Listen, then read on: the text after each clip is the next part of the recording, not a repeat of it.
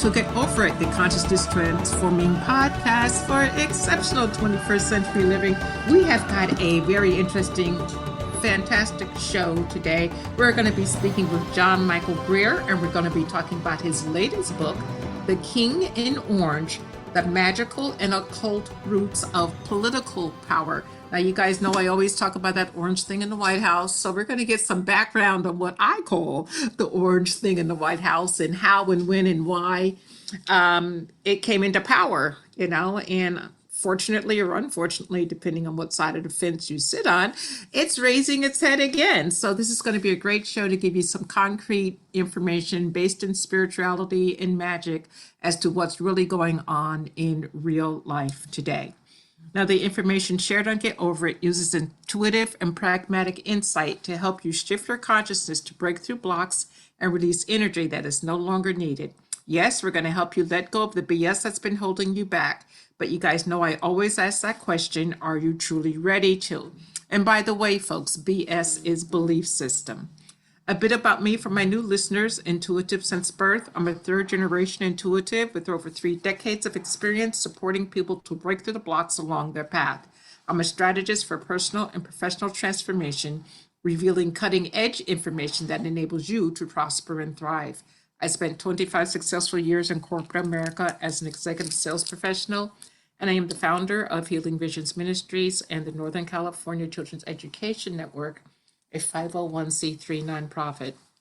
I provide consultations and healings in all areas of life that heal the mind-body-spirit connection, allowing you to live your very best life. My clients tell me that I keep it real while providing them with accurate information to assist them along their journey as a spirit living a human existence. But they also say, if you really don't want to know, don't ask Monique.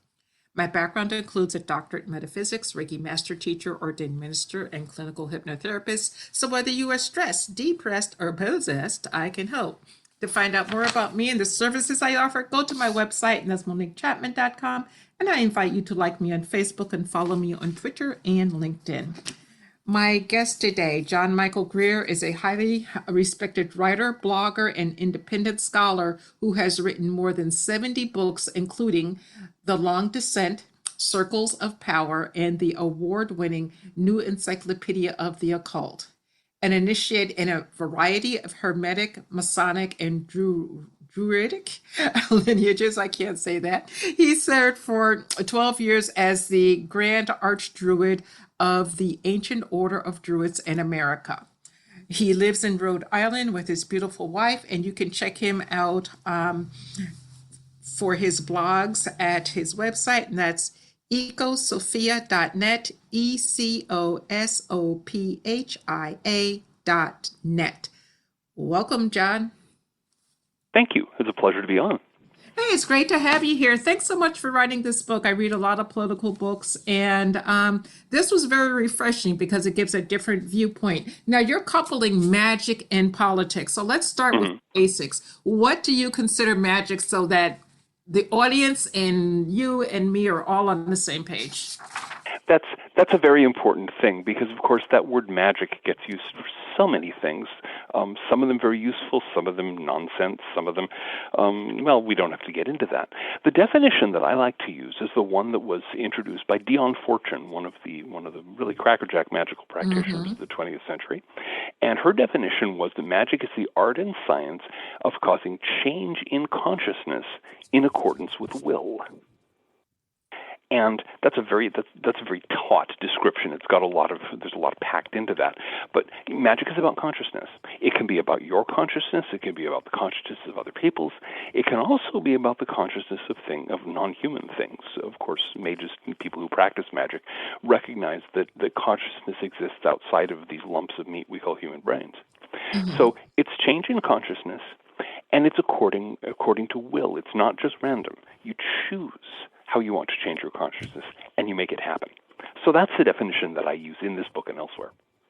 Okay, so it's a whole lot different than what you see on TV and, with Harry, the witches, whatever. Oh, every single time I end up having a conversation with people who have no exposure to magic, one of the first things that always come up is, so this isn't like that Harry Potter stuff, is there? I have to go, no, No. this is not Harry Potter stuff. You cannot wave a wand in the air and shout ungrammatical Latinus or some such nonsense, and you don't have fireballs go zipping off it. No, just You know, like you know, too bad, so sad, but no, that's not the way it works. Sorry. no, it doesn't. But you studied magic for quite some time, starting at an Hmm. early age. You said that you were a socially awkward child. So, Oh yeah. how did magic come into your life? Let our viewers know so that they can follow us through our journey here. Okay, sure. Basically, growing up in the South Seattle suburbs, out near Seattle, Washington, in a typical American suburban lifestyle of the 1960s and 1970s, that is to say, boring. I was bored out of my skull.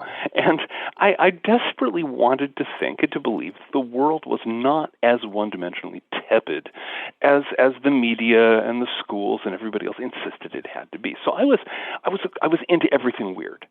I was an expert on werewolf trivia at the age of 10. That kind of geeky kid. But over the years, as I dug my way through weird stuff, I kept on running across references to magic, not just as something in fairy tales, something in fantasy novels, which I devoured, by the way, but as something people actually did. And so, because being a socially inept bookworm, as I was at the time, I spent a lot of time digging through books, and I finally found some actual books giving some basic training, some exercises, some rituals, some practices. And I started doing this stuff and going, whoa, this actually works. So that was all she wrote. Since then, I was like 16 at the time, that it really sank in. This was not make-believe. It was not fairy tale. It was actually causing changes in how I experienced the world. I wanted that. I wanted that so bad I couldn't see straight. So from then on, I have been a student and practitioner of magic and its various related arts. And it's I suppose it's an odd thing to specialize in, but that's what I did. Hey, that's you. And thank you for being you. I greatly appreciate it. So, how does magic relate to politics then? Because, you're saying that Yeah. magic is a change in consciousness according to will. Well, I Mm-hmm. didn't will that orange thing into the White House. I don't think. Yes, but Let me yeah, qualify that. no, but that's just it. That's just it. We'll get in how the king in orange found his way into the White House, because that actually does have to do quite a bit with magic on various kinds of things. Generally speaking, though, magic relates to politics in two ways. We can assume, just as a matter of course, that in most societies you end up with power, the ability to make change in the world, being unequally divided. There are usually a small number of people who have most of it, and most people are left with very little of it. That doesn't mean they can't change their own lives. That doesn't mean they can't change their own consciousness. But in terms of directing the way their society is going to go, it tends to be that kind of power tends to be monopolized by a very few. And so what you get is people trying to change their consciences in two different ways. People who are inside those circles of power, inside that minority that has political authority, they want to change their consciousness to convince themselves that everything is fine and they are the people who should have power. They are the good people. They are morally better than the people they rule. They're wiser, they're smarter, and nothing can possibly go wrong. Because that's what they want to believe. Then outside that the sort of circle of the political class, you have all kinds of people who are trying to use power. They want power over their lives. They want to be able to change what's happening to them. They face this wall of political authority that may not let them do that, and so many of them turn to magic. Many of them turn to it because that's an angle of power. If you have power of nothing else, you have power over your consciousness. And if you can learn to exert power through your consciousness, you can actually change your life and make things happen. So in America, let's say America before 2016, okay? That's a good example, a classic example. You have a relatively modest percent of the population that had most of the political power, that decided what was going to be discussed on the media, what was going to be voted on, what was going to be brought up in Congress or state legislatures. It wasn't Joe and Jane average. It was members of the political class.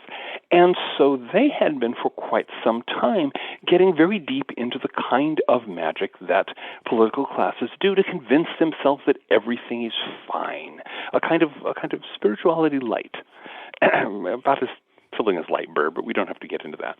But they had they had this very specific rap that we all heard, that we're the smart people. We know, we're the experts. We're the educated ones. We know what's what, and your job is to listen to us and to do what we tell you. Elite classes usually do that. And then you had an enormous amount of people outside there who were not getting their needs met.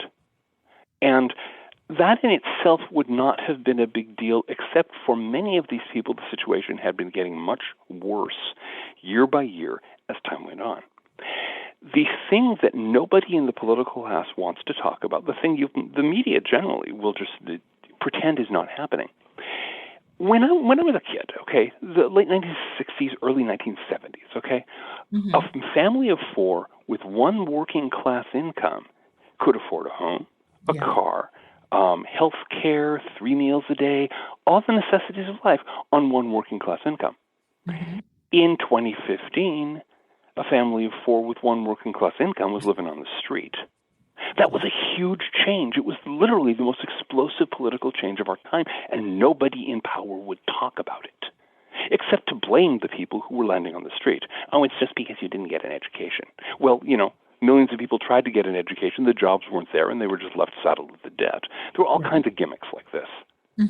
So that was the thing that rendered this whole gap explosive, and that made it possible for an ambitious real estate dealer and reality TV show host to find his way into the White House. Okay. I mean, we can get into more. There are more details than that. It's more complex than that. But that was what made that, what opened the door for that, because he was willing to speak to the needs of those people who were not being listened to. He was willing to say, let's look at the way our jobs have been offshored for the last 50 years. Let's look at this. Let's look at that. Let's look at the other thing. And the political class melted down. I mean, I'm sure you remember the moment Donald Trump declared his candidacy. The media went ape. The pundits went crazy. The politicians practically wet themselves right there on the podium. No, you can't possibly say that. No. It was really quite funny.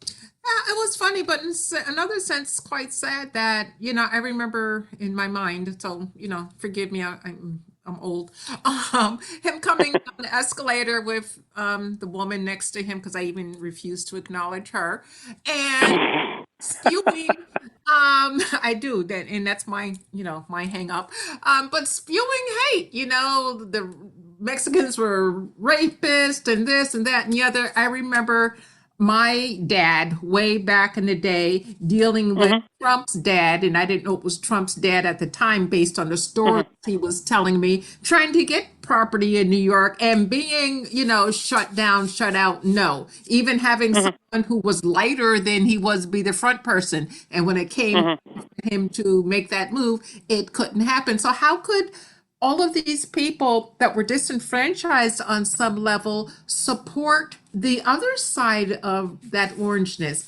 That's what boggles my mind. Now, keep in mind, the problem here was precisely that the elite classes melted down the way they did. Many people in the working classes, and I mean working classes of all colors, of all ethnicities, okay? Many people in the working class at this point assume that when somebody in a suit stands up in front of them and says something, they're lying. And they have good reason to think this, because they've been lied to so many times by so many people in suits. So if, when Donald Trump declared his candidacy, anybody in the Democrats and the Republicans had said, well, there are some issues here involving how, the lack of opportunity for our working class people. There are some issues here involving the way that illegal immigration, not legal immigration, everyone's okay with that, including the Trump administration, but illegal immigration, how that's being used to drive down wages and benefits. If anybody had responded that way, Trump would never have gotten anywhere. But the fact that the entire political class immediately started shrieking at the top of their lungs, a lot of people went, ooh, this upsets them. Let's vote for them. And because they were used to being lied to, they assumed they were being lied to, but when the media talked about Trump's attitude toward people of color. Mm. One of the problems that happens when you have a system that runs on lies, as ours does, is that people stop believing it even on those occasions when it tells the truth. And so, it was one of those. I also talked to a lot of people at that time. I was living in the North Central Appalachians in a very poor town, Mm-hmm. and I talked to a lot of people who ended up voting for Trump. They didn't like him. They didn't like him at all. Mm-hmm. But they were saying, look, if we vote for Clinton, it's going to be 4 more years of the same thing, and we're being driven against the wall. If we vote for Trump, just maybe, there will be a chance that things will get better. They didn't like him, but they were desperate. Okay. Millions of people still are. And so, I mean, the thing is, when people on the left these days talk, oh, Nazi this, Nazi that, why did Adolf Hitler become Chancellor of Germany? He became Chancellor of Germany because the German people were desperate. They were impoverished. They were starving. They had a government that was not listening to them. And so finally, in desperation, they turned to a crackpot with a toothbrush mustache because he was the only one who offered anything different. This is the problem we face in America today. If the political classes just keep on offering the same thing, more handouts to the well-to-do, more ever increasingly less to the working classes and to the poor. Here let's have a few crumbs from the table in welfare, but nothing real, no opportunity, no hope. Then the next crackpot who comes along is going to get an even larger percentage of the working class vote, because what else are they being offered? What hope do they have if all they're getting is the same thing? Okay, that I Okay. hear and I agree with. What bothers me with all of Uh-huh. this is that energy is resurfacing again. So they voted for it Mm-hmm. once because they wanted Mm-hmm. something different, something better. In my Mm-hmm. opinion, they got nothing. Would they vote for it How again? many of them have you? How many of these people have you asked? How many Um, working class people have you in flyover states have you talked to? in I know flyover people who states, talk about. quite a few, but they think that his policies are good, which Mm-hmm. kind of like blows me away. 'Cause Mm-hmm. he really doesn't have any policies except hate. But there's that you nothing see, else there. you're listening to the media too much. In fact, Okay. he had some very specific policies which put a lot more money into the hands of people in the flyover states. By decreasing illegal immigration, he kept that Hmm. from driving wages down. By putting a brake on the offshoring of jobs, there was more employment in factory jobs. A whole range of unemployment in the African American community dropped like a rock during his time in office. There are policies there. The media is shrieking and insisting there are none. And that's why the flyover states were going, hold it. This actually worked for us. Now, again, if we can get someone who does not have the attitudes, these objectionable attitudes, okay, Hmm. who is willing to offer the working class something other than a continuation of policies that is driving them into poverty and misery, then the entire risk of a revival of Trumpismo is going to go away. Hmm. Because these people don't care about that. They want jobs. They want full-time jobs at decent pay. If you give them that, that's all they want. Okay. So in your book, you And talk if about. Trump was the only one who was offering policies that would make that happen. And this is why either the Democrats or the Republicans, somebody has to take that away from him, or Mhm. he's going to be back in 3 more years. That's frightening. Very frightening. You had mentioned in your book, you talked about the difference between how people love Hispanics, into all the different flavors. Okay. Well, Yeah.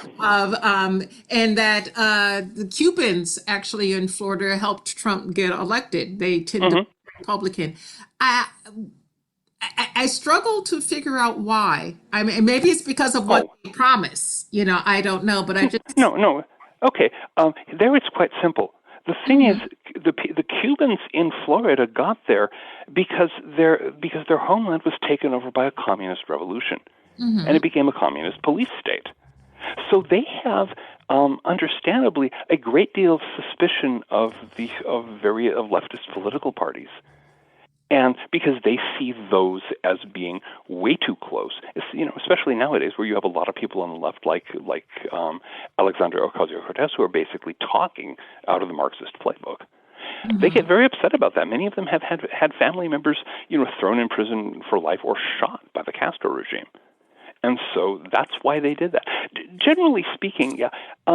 Now, you're in California, as I recall, where the Yeah. vast majority of Hispanics, I believe, I know it's been a long time since I've been out there, but the great majority of Hispanics there are Mexican. And Mhm. here on the East Coast, one of the things that you get used to is that it ain't necessarily so. The neighborhood I live is largely Portuguese American, for Hmm. example. Okay. And in fact, to the extent that I have to know a little bit of Portuguese just to get by comfortable, to be able to say bom dia to somebody and what have you. Mhm. I don't object to that at all. It's a very nice, pleasant neighborhood, but there's a lot of difference. There's a lot of ethnic diversity among the different Hispanic nations, and a lot of people on the left tend to miss that, and they tend to think Hispanic equals Mexican, and Mexican equals particular attitudes that are held mostly by some politically active Mexican Americans. So that was the point there. Okay. Um, Question that's not on our list to talk about, but Go ahead.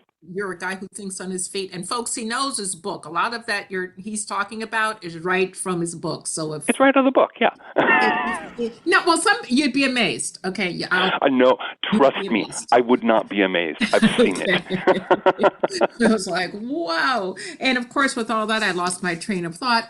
But what information would you have for the Republican Party, the Democratic Party, the Independent Party, the Green Party, the hmm Party, the Stripe Party, whatever party it is? What would you say to them to help them, first of all, raise consciousness and truly be hmm effective with running an effective campaign with someone who could possibly get some work done? Exactly. There are two major steps that have to happen here. The first is to get the impolite way is to say that a lot of the people in the political class, in effect, have their heads stuck up someplace where the Their sun doesn't ass. shine. Yeah, you can For say all for all practical purposes, some of them have it stuck so far. I think they're digesting their own hair. it. Um, but my point in that rudeness is that an enormous number of people in political life today live in these little bubbles where they never get outside of the bubble of their own class. Now, I want to stress that word, that the concept of social class. In America today, people love to talk about race, and they should. People love to talk about gender. People love to talk about sexual orientation, and so on. There are all these dividing lines that people love to talk about. Start talking about social class and watch the temperature drop like a rock. And yet that's one of the really big divisions in our society between people in the comfortable classes and everyone else.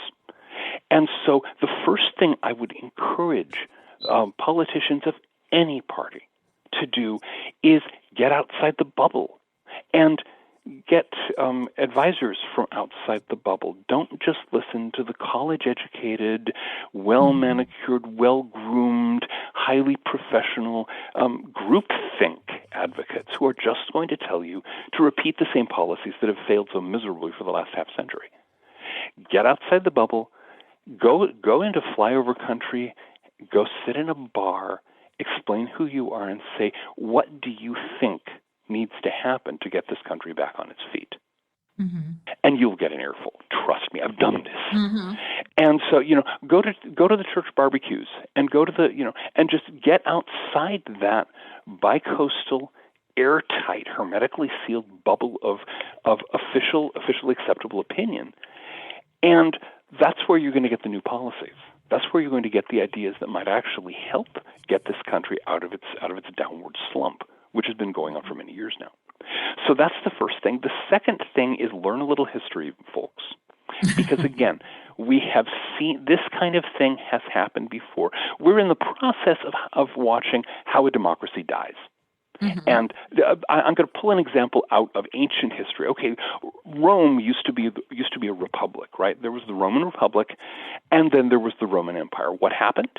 What happened was that the Roman Republic, the government of the Republic, became basically the wholly owned property of a bunch of very rich people who, bought and sold seats in the Senate. Does this sound familiar? And who pushed through policies that benefited them at everyone else's expense. Does this sound familiar?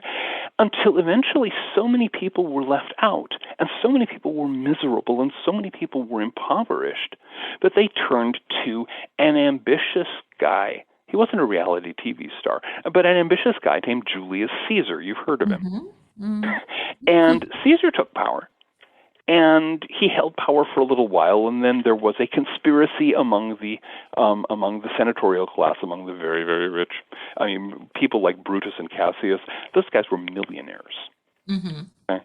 And they got rid of him. Now they did it by way of stabbing him in the forum, rather than by getting him voted out. But they got rid of him. But they didn't change any of the policies. They said, okay, now we've gotten rid of that. We're going to go right back to doing things the way we've been doing them. Everything's fine now. They didn't last that many years, and what happened was that Julius Caesar's nephew, Octavian, took over in Uncle's place, declared himself Augustus Caesar, and that was the end of the Republic. Mm. Democracies die when the government becomes the wholly owned property of a bunch of rich people, and the rich people don't have the common sense to realize that the poor can be only pushed too far, can only be pushed so far before they're going to blow up, before they're going to throw their support to some plausible demagogue who, crazy as he may be, bright orange as he may be, is at least willing to offer them something different, is willing to offer them some policies, some actual policies that might make their lives better. So this is the thing. I mean, the Julius Caesar thing was so obvious. On my blog, people took to calling Donald Trump the Orange Julius. Oh, wow. Like the soft drink.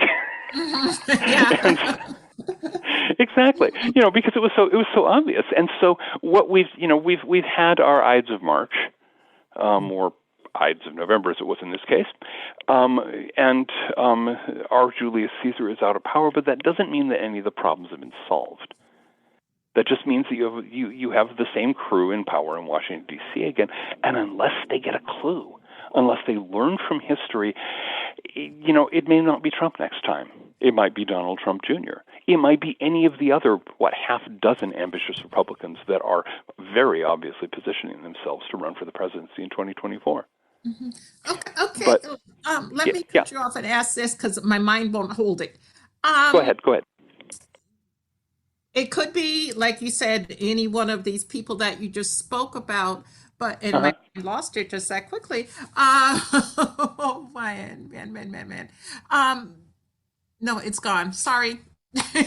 No problem. The thing is, it could be one of those. It could be Donald Trump himself. I mean, I hope he doesn't. I hope he has the common sense not to run again. We have one president who is right now who's probably too old for the job, and Trump, by the time he would take office, would be even worse. No, let's not go there. In fact, we really need to start talking about looking at an upper age limit for presidents, simply because it's an incredibly demanding job, and at a certain point you need to say, no, you need to go retire. Right. But yeah, whoever it is, same for senators. Unless they can, unless the holders of power can extract their heads from between their nether cheeks with an audible popping sound, unless they actually notice what's going on outside the bubble, we're just going to keep on getting the same thing. And the next one might not be as easily removed. The next one might not be as willing to more or less follow the various legal restrictions. So do we actually adapt? Do we actually recognize what has been done to the working classes in this country and help them out, or just simply stop funneling all the money up the social ladder? Which is, I mean, very simply, the reason we have so many people who are desperately poor is because we have so many people who are insanely rich. Nobody in the world needs $1 billion. No one. Okay, it doesn't. There is no conceivable use for that much money. It's pure abstraction by that point. Right. Nobody needs that kind of money. The fact that we have developed a society that mostly produces immense poverty and misery on the one hand, and a small number of godzillionaires on the other, it shows that our society is failing. And until we fix that, one way or the other, until we stop that constant hemorrhage of money up the ladder, we're just going to have one crisis after another. Boy, it seems like we're in line for a lot of crises. Oh yeah, and that there are lots of reasons why we're facing crises right now. It would be nice if we could do so with some level of national unity, but as long as we are divided so heavily on the basis of class, on the basis of a whole range of things, we're not going to do it. No, we're not. So where do you see us going from here moving forward? Okay, if we can move forward. Now, I'm gonna start with a positive. Okay, let's start with a vision that people can actually look toward, and the vision is that we start seeing people in the political sphere and people outside the political sphere paying attention to the driving causes of all this problem, paying attention to the way that the working classes have been impoverished and immiserated for the last 50 years in this country. Start saying, okay, we need to redo our immigration policy so we let in people who really need to come here legally, but don't have all these loopholes in places to bring in a huge underclass of people who have no legal rights and thus can be used to drive down wages and benefits.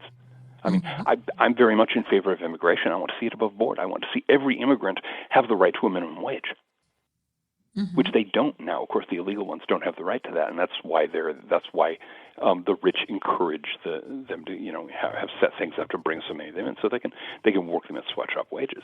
But let's see an America where we're actually making sure that kind of thing doesn't happen, where we don't have the extreme profiteering at the expense of most people, where at least we establish the goal of maybe that's not the way to do things anymore. Maybe we can't afford that as a nation. Okay, we recognize that. We recognize that as a people. We recognize that as cities and states and as a nation. And we start passing laws and, more importantly, enforcing the laws we already have to break up the huge internet combines, which are such money sucks, to do all the other things that we should have been doing all along, to make sure that in this country, if you can work an honest day's shift, you get an honest day's wage. That right there will take care of like 3/4 of our social problem, because people who are not starving, people who know that they'll be able to feed their kids, are not going to throw their support to an extremist of either side. Right. They're not going to be rioting in the streets. They don't have to. They're not desperate. So imagine people really taking a hard look at what America has become and saying, no, this is not the country we want to inhabit. Let's look at making it better. Let's please give up this fantasy of being the world's policeman. We can't afford it. It hasn't worked. We saw how much good 20 years of investment in Afghanistan did us just a while ago. Yeah. Let's ditch that whole thing. That, obviously we need a foreign policy. We need to interact with especially our neighboring countries. We can't just turn into a hermit country, but we don't have to have troops in 194 countries, which we currently do. Okay. And so with that money and with the money we save from doing that, maybe we can lower some taxes. Maybe we can redirect some investment into domestic expenditures. Maybe we can look at making this a better country again. We're coming up on our 250th anniversary of independence. 2026 is the 250th anniversary of the Declaration of Independence. Maybe this is a good time to stop, recalibrate, look at those words about liberty and justice for all, and say, okay, maybe we should try that a little harder this time. And I think really, if we can do that, if we can start looking at the mistakes we've made for the last half century and correcting those mistakes, if we can look at why we've turned into a two-tier society with a minority of people who are really high on the hog and millions of people who have to worry about feeding their kids. If we can look at that and say, no, we're going to do better this time, then I think we can move forward. I think we can move forward as a nation, and I think by doing so, we're going to benefit not only ourselves but other nations. Just a stable, relatively prosperous United States that is no longer interfering in everybody else's political affairs, but is available for trade, and selling our exports of food products, especially, to a hungry world, and this kind of stuff. We could do a lot of good in the world. The alternative is we continue along our current course. The people in power say, we know what we're doing, and shut up, you yokels. The yokels get angrier and angrier, and we move toward an explosion of one kind or another. It could be a takeover by somebody else, charismatic and unprincipled, who might have the equivalent of a toothbrush mustache this time. It could, seriously, it could be domestic insurgency. We could be facing a situation where people who are sufficiently desperate take their guns, go to the hills, and launch a guerrilla war. That would shred this nation's economy. It would shred the nation. And as we saw in Afghanistan, in Iraq, in Vietnam, I could go on for a long time. Fighting it is extremely hard. We could see outright civil war. I don't want any of those things. I don't think any sane person wants any of those things. And so maybe we should, what I'd like to encourage everybody is to stop, take a deep breath, recognize that there are people on both sides of all of these various lines who are people of goodwill, and they're the people who, the deplorables out there. They are where they are because they've been driven into poverty. Let's fix that. Let's stop just screaming, oh, you horrid deplorable. Let's find out, okay, why are they this poor? Why are they this miserable? Do they have the opportunities? No, they don't. Do they have the jobs? No, they don't. Do they know where their child's next meal is coming from? Too often, no, they don't. Fix that, and you won't have the political crisis that we're currently dealing with.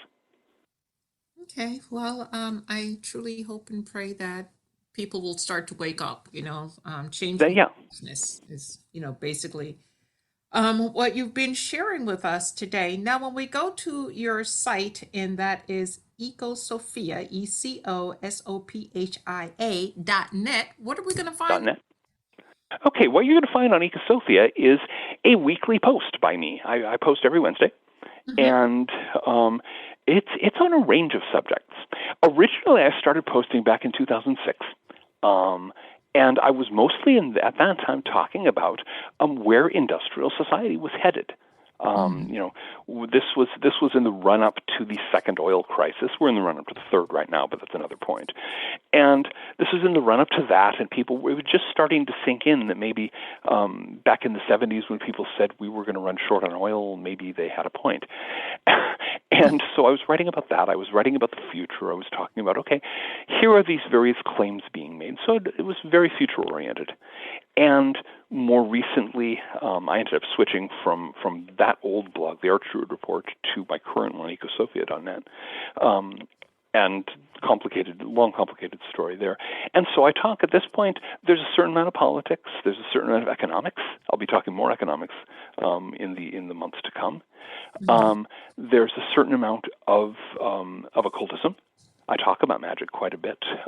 Every second Wednesday, in fact, is a book club where we're working our way through one of the classics of occult literature. In this case, it's The Doctrine and Ritual of High Magic by Eliphas Levi, which is one of the classic French books on the subject. It's in English. I helped translate it, and so there's some magic, and there's some politics, and there's some philosophy, and there's some where are we headed and what and who would be crazy enough to want to go there, and all kinds of stuff like that. It's kind of lively. Okay, so it's very enlightening and entertaining, and folks. I try to be. Well, there are you too are. there are too many people out there who their idea is, if I simply drone at you long enough, you will decide that I'm a very deep thinker, and that just strikes me as dull. So make it entertaining. Make it. The thing is, I also write fiction. I write in a range of fields. As a professional writer, I can't afford to be boring, so I try to make my blogs accordingly. Okay, well, you've definitely done it with The King in Orange, The Magical and Occult Roots of Political Power. Folks, if this subject is of interest to you at all, or magic is of interest to you at all, read this book because you will have a um, different perspective, if you will. Sitting on the spectrum right now, but it allows you, if you choose to think, and the thinking causes the change in consciousness. So, Oh yeah, yeah. The point of this book is not to make people agree with me. Okay. right. The point of this book is to raise some issues that have not been talked about and to get people thinking. And so I said when I gave the manuscript to the publisher, I said, this book will be thrown across the room more often than anything else I have ever written. It's a very aerodynamic book, and so and it's true. I've received. It's really funny because of course I check my reviews on Amazon and Goodreads and places like that, and there's a lot of 5-star reviews, and then there are these 1-star reviews saying this is an awful book. So I know that it's working because if people are getting that angry, they're actually realizing that I'm challenging them. Yep. And let that sink in for a second, folks. Okay. Get some challenging information. Just allow it to sink. Oh yeah. You No. If this book, if you are stuck on, if you believe that whatever you see on CNN is the absolute truth. Oh God.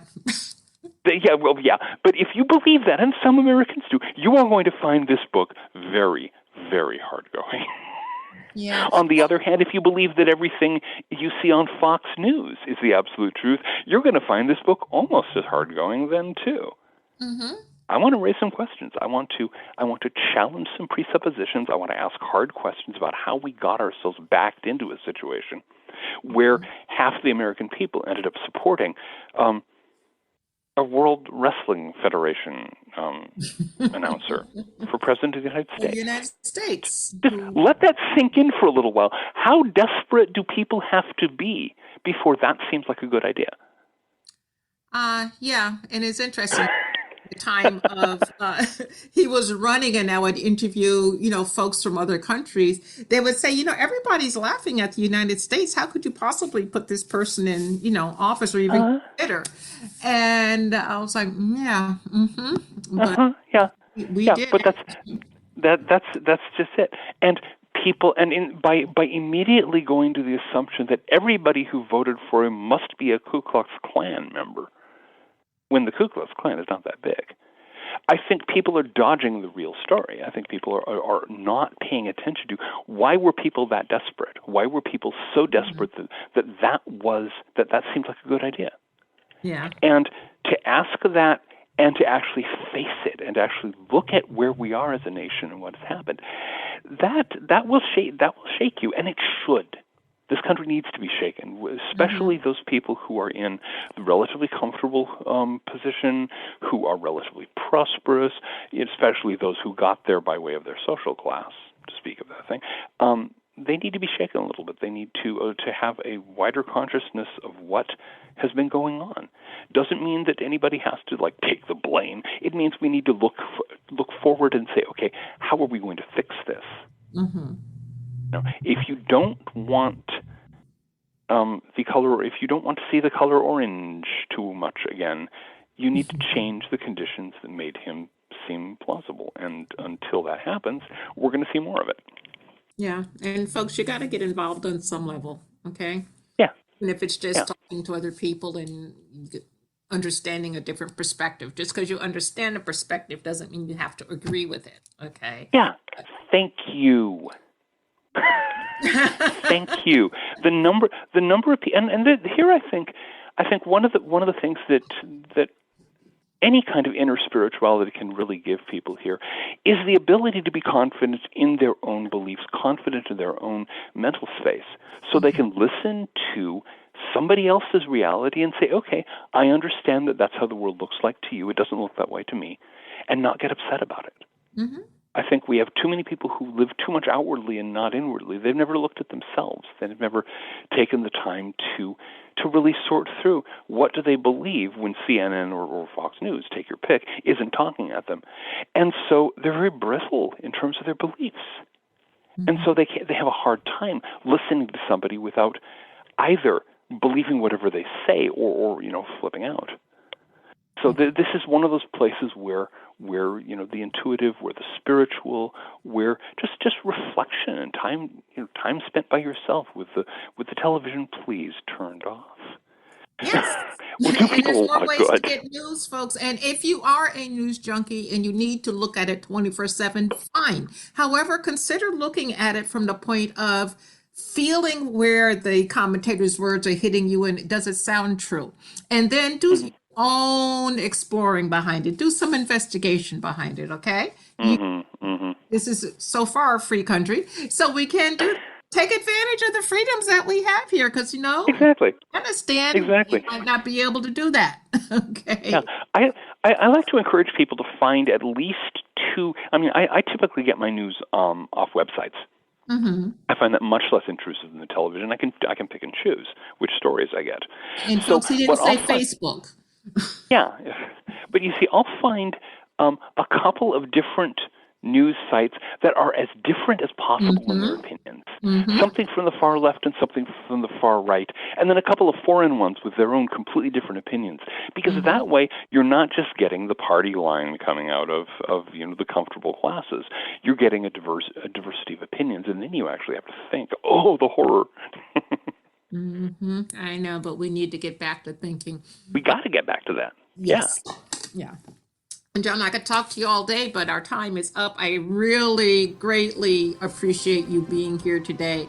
And I'm truly honored, first of all, that you came. And thank you so much for the great information that you shared. I greatly appreciate it. And I know the audience do. Thank you very much for having me on. I've had a great time. I hope the audience enjoyed this as much as I did. Oh, I know that they will. And to the audience, thank you for joining us. Appreciate your time, appreciate your attention.